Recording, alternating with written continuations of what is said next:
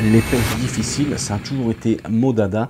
Donc si tu vas sur un plan d'eau difficile en ayant des connaissances très pauvres, en ayant aussi des appâts pauvres et justement un montage qui ne va pas être piquant, c'est perdu d'avance. Mais attention, il y a une bascule, c'est que quand tu vas aussi être sur un plan d'eau où est-ce que tu vas avoir des pêcheurs qui commencent à alimenter comme des fous et que le poisson, justement, va s'en méfier et avoir des appâts peut-être pas du tout constructifs par rapport à l'éthique de cette pêche, tu vas avoir beaucoup plus de mal à réussir.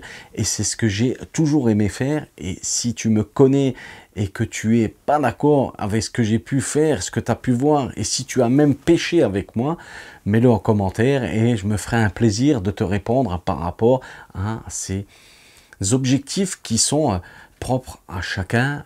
Tout le monde fait ce qu'il veut. On n'est pas là aujourd'hui pour essayer de cracher sur qui que ce soit.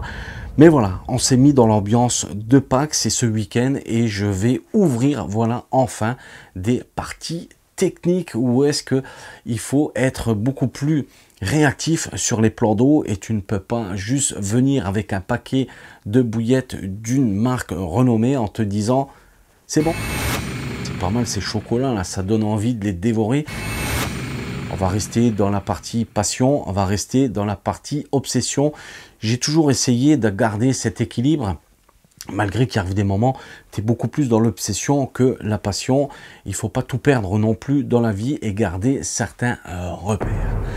Si tu es assez attentif à la vidéo, tu as pu voir ce montage qui est sur cet œuf, cette grosse bouillette du moment qui va donner l'envie peut-être aussi aux carpes de venir s'y intéresser. Au niveau des formes des appâts, on peut jouer sous différents aspects et c'est ce qui a donné aussi des pêches beaucoup plus faciles. Mais au bout du compte, à quoi ça sert une bouillette? À quoi ça sert tout simplement un bout de pâte dans l'eau? Ben, ça sert à mettre ce style de bout de ferraille dans la bouche des carpes et ça, c'est tout à fait logique. On a pu le lire aussi sous différentes formes, mais au bout du compte, est-ce qu'une carpe va plus privilégier l'aspect visuel? Très compliqué à répondre. L'aspect au niveau de tout ce qui va être goût dans l'eau, voilà, tu vas prendre une tasse de café, tu vas l'acheter dans une mare d'eau, tu vas plus ou moins voir un petit peu comment que ça va bouger au niveau de la forme du liquide. Mais si tu vas l'acheter dans un seau, ça va être différent, une bassine et ainsi de suite. Et quand on va arriver sur un plan d'eau de 26 hectares, là, ça va être très difficile à essayer d'attraper des poissons.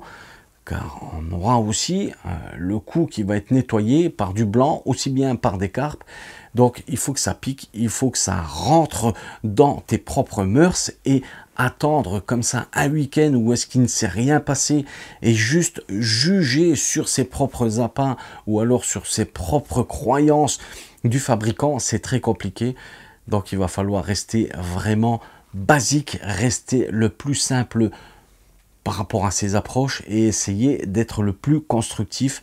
Voilà ce montage en D que je réalise moi-même avec du fluocarbone et bien entendu en ayant ce petit côté où est-ce qu'il faut enrouler autour de cet hameçon, où est-ce que tu vas avoir plus ou moins la gueule de celui-ci qui va te donner cette mécanique. Et cette mécanique là elle est vraiment bonne par rapport à tes approches sur le relief.